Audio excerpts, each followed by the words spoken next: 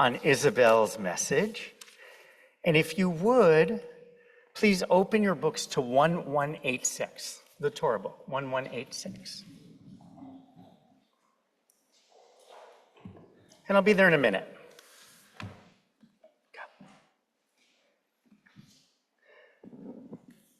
Actually, I have a couple books up here with me. I want to share that on Yom Kippur afternoons, often between services, I've created my own little ritual. I will go into my office and I will pull down a volume of this Talmud. It's a heavy, heavy book. It's a big book. There are 20 volumes of this. That's why rabbinical school is so long. It takes up a whole shelf. But one of the reasons I wanted to bring this book, I don't know if you can read it there, but it says that it belonged to Rabbi Zev K. Nelson. And whenever I pull this down, in addition to the pieces of it that I read that move me, I get to remember that this was gifted to me by my great uncle. My great uncle, who was a rabbi in Newton, Massachusetts. And when he retired, he moved to Israel. And I happened to be in Israel overlapping for many years. I was there my junior year in college, and Uncle Zev would take me to lunch every week. So I got to know Jerusalem by its restaurants. But for me, more than that, it was my time with this beloved great uncle. He was the youngest of many, the youngest of a family where my grandfather was from. And my grandfather, who I'll tell you about in a moment, I didn't know. In fact, all of my grandparents, I really didn't know. They died either before I was born or I was too young to really remember. And I always felt a little jealous of all of my friends who had such relationships with their grandparents. But in many ways, Uncle Zev was that generation for me. He told me his stories, he shared with me his wisdom, and his example of how to live life inspired me. I didn't grow up in a religious family. I grew up in a family where Judaism was important, but it was through Uncle Zev that I saw the beauty of observing Shabbat, the power of saying blessings, because after every meal, he'd say the blessing after meal. I would go and do Shabbat with him, and we would sing songs, and it was through his gentle love that I was pulled into the power of tradition. And it was more than him giving me all of those values. From him, I learned about the grandfather who I never knew, where he was from, and what life was like in this town that sometimes was in Russia and sometimes was in other countries. My grandfather came to America first. They often wouldn't send the oldest because the oldest needed to care for the parents. He came in around 1914. And he established himself in Detroit. He married my grandmother. He was drafted to serve in World War I. And in World War I, he was exposed to mustard gas. It was a terrible part of World War I, of the chemical warfare, and so many soldiers who breathed it in, and it impacted the rest of their lives. So he came back from the war a person who was sickly. And despite that being sickly, he worked so hard for his family. He owned a gas station. By the way, that someone in my family actually knows how to fix cars, that's kind of an amazing thing to me, because I could have trouble pumping gas.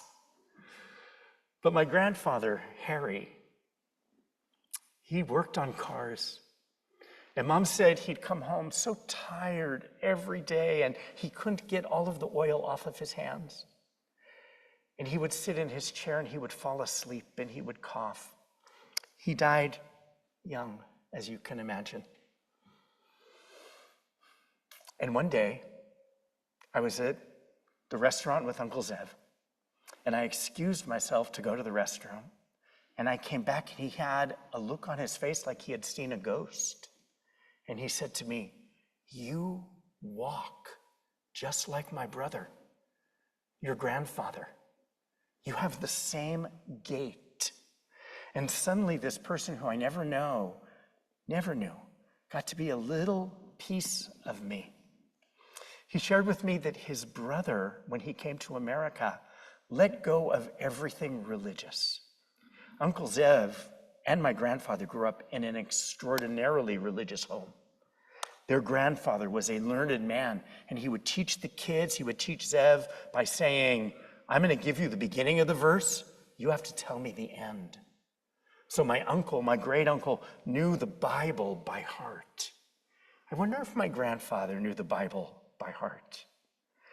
And while he let go of religion when he got to America, my mother was raised very secular. He did hold on to a connection to Zionism, a connection to Hebrew, and I am the inheritor of beautiful letters that my grandfather and grandmother wrote to each other in beautiful, poetic Hebrew. So a little bit of that love story sits with me. Because my grandfather was a veteran, the rest of the family got to come to America at a time when the gates were locked. And because that family came to America, I got to meet my great uncle Zev. What a blessing. What a blessing to have someone who showed me the beauties of an observant life, who instilled in me a love of study. And when I came back to Israel, I came back the year after I graduated to see if I wanted to be a rabbi, and then 2 years of rabbinical school. So I lived 4 years in Israel in a fairly compact set of time. Uncle Zev and I would open the book together, and we would study. And there's something about studying with somebody that links your heart and links your soul. Now you're ready to look at the line on 1186. Verse 7. Zechor yemot olam. Remember the days of old. Binu shnot dor vador. Consider the years of ages past. Shol avicha v'yagedcha. Ask your father, he'll tell you. Zekenecha v'yomru lach. Your elders, and they will tell you. Amidst the despair that Isabel talked about, amidst that sense of the Israelites will never, ever get it, Moses' antidote to our rebellion is to ask our elders, is to ask our parents, to seek the wisdom of the ages. And it was through someone like Uncle Zev that I now understand this verse in a different way.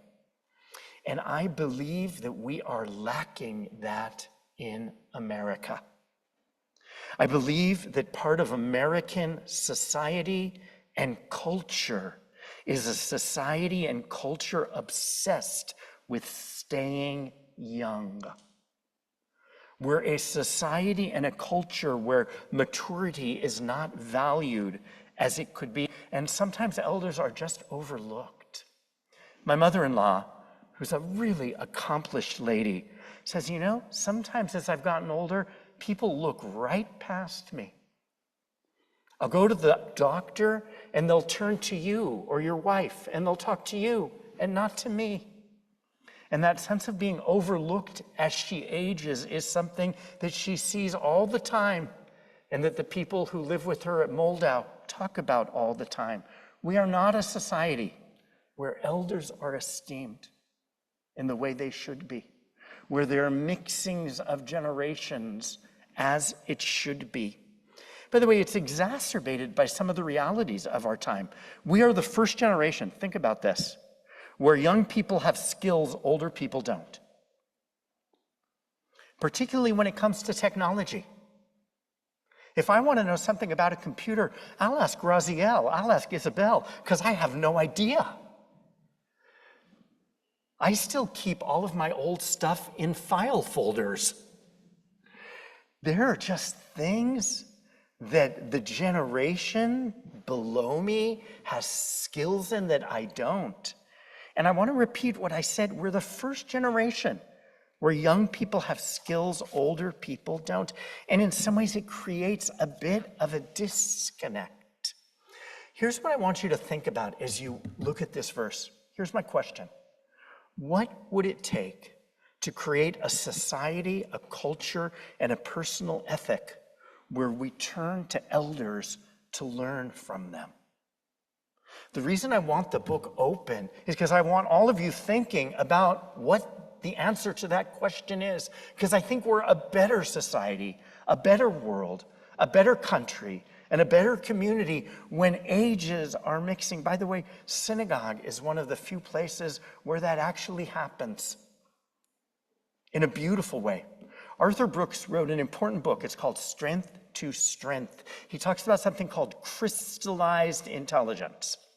Crystallized intelligence. He says that's the stock of knowledge you accumulate over the years. Here's why we need to talk to elders. They've got some knowledge. They've lived a bit. Here's what he writes in this book. He writes, when you're young, you have some raw smarts. When you're old, you have wisdom. When you're young, you can generate lots of facts. When you're old, you know what they mean and how to use them. And he counsels older people to teach, to mentor. He doesn't want us to just retire and go have leisure activities. He wants us to share our knowledge. He notes that actually the oldest college professors tended to have the best teaching evaluations within college departments. It was an interesting fact. The experience that only comes through years has to be lived. By the way, crystallized intelligence isn't just, I'm going to share with you my accumulated knowledge, but it's also generative.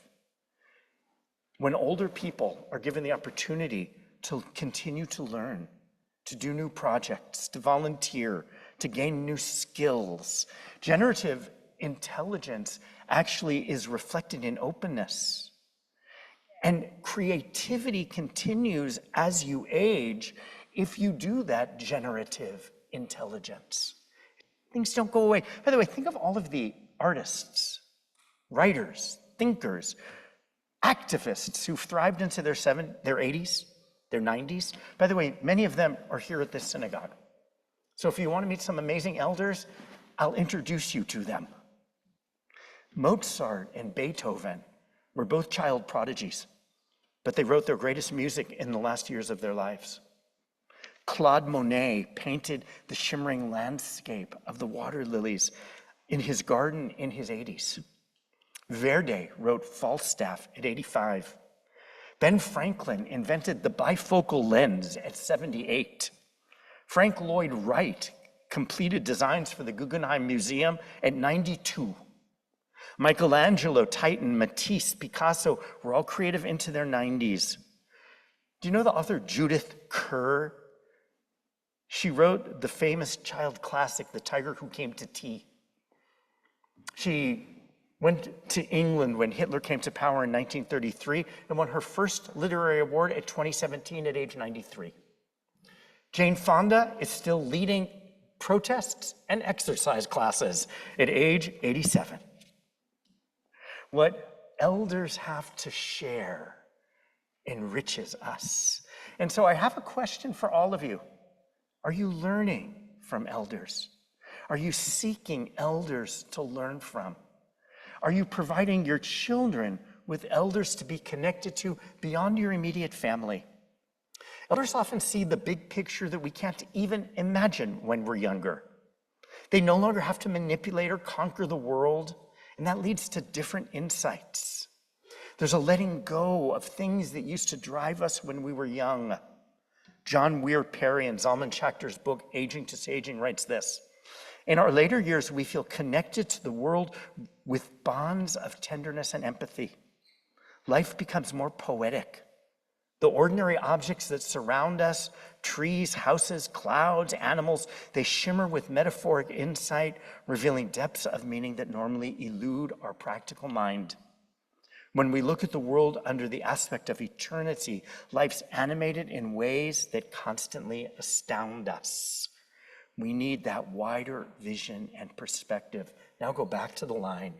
Ask your Father. He'll inform you. Your elders, they will tell you. By the way, when we're young, we often focus on how others see us. I know that that's been a theme throughout my life. When you're older, you realize you don't have to care as much. In a sermon when he turned 65 a couple years ago, I'm almost there, Rabbi David Wolpe brought a famous poem by Jenny Joseph. You might know it when I read it. When I'm an old woman, I shall wear purple, with a red hat that doesn't go and doesn't suit me. I'll sit down on the pavement when I'm tired and gobble up samples in shops and press alarm bells. I'll run my stick along the public railings. By the way, there's more to that poem that I couldn't write in here that had to do with saying bad words. By the way, what a beautiful message to learn from our elders to just be ourselves. And what about those who no longer have the capacity to share their wisdom? I wrote this sermon deeply aware that my Uncle Zev had dementia at the end of his life. It was hard for me. I write it deeply aware that my father is in his last days and that he's had dementia for the last several years. And it's hard to watch someone you love who was so vibrant and smart. And I take so much comfort from the line that says, when Moses came down the mountain and he saw the children of Israel around the golden calf, he shattered the tablets. Those shards were taken and put into the ark next to the new tablets that he brought down later. And the message that the rabbis take from that is that we show great esteem to that which is broken, to the old person who has forgotten their learning, who is as holy as the precious tablets next to which they sit. And my job with my great uncle that I didn't do as well as I would have liked to, and with my father that I've learned to do, is to say, how can I bring out their holiness even in the state they're in? With my dad, it means we sing old songs. He still will sing. He'll sleep 20 hours a day, and when I start to sing the Michigan fight song, he'll join in. I'll tell him old stories. My father served on the U.S. Intrepid in the Korean conflict. And I'll say, Dad, what did you do when you were on the Intrepid? And he'll remember, because when you have dementia, you often have that long-term memory. I'll say, tell me the name of the other ship that you were on. And he'll tell me it. I won't remember it till the next time, but he's able to recall it. And sometimes we'll just sit, and I'll read a book and be with him. When my great uncle used to repeat himself over and over, it would make me uncomfortable. And I stopped going as much as I should have. Now with my dad, he repeats himself over and over, and I just listen, and it's okay. He is the shattered tablet who retains holiness. Rabbi Wolpe asks us to see the beauty in aging.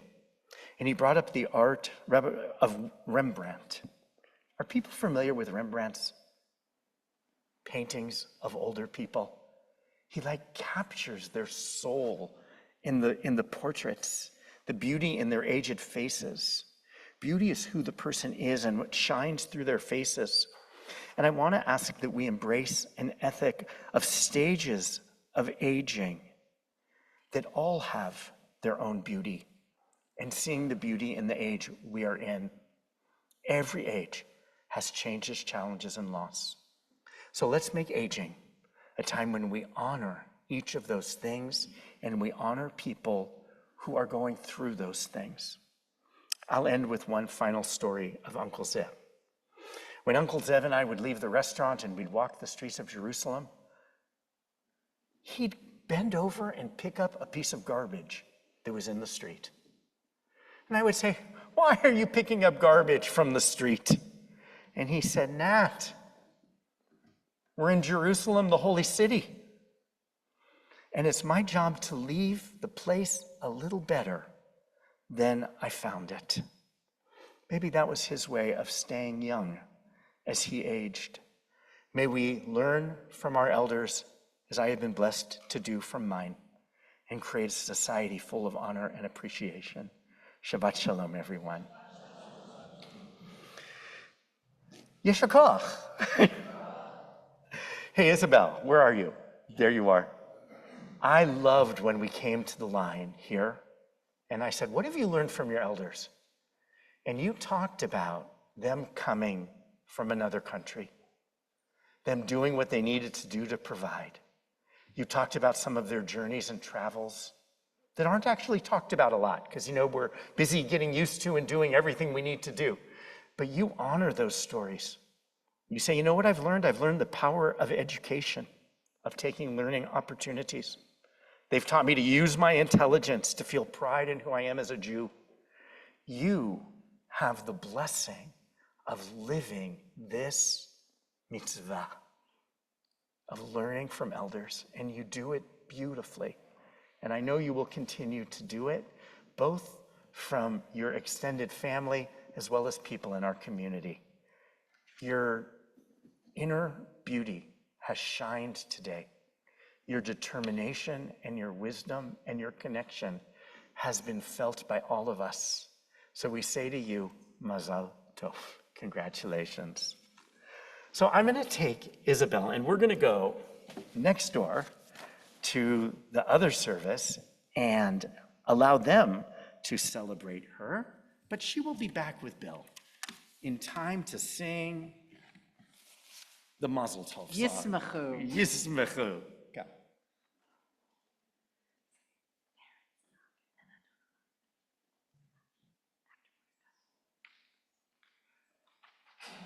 Let us turn in our prayer books. Whoa.